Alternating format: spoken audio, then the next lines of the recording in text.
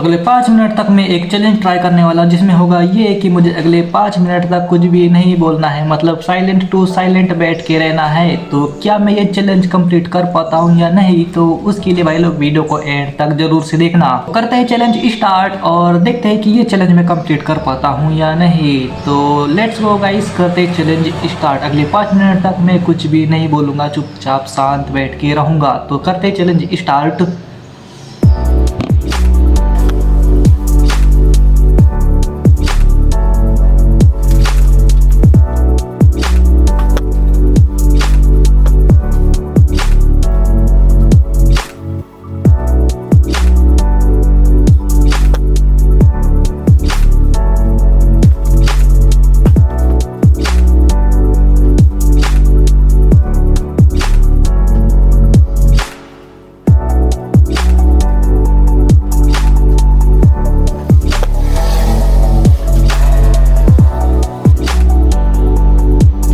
अबे अबे दरवाजा बंद।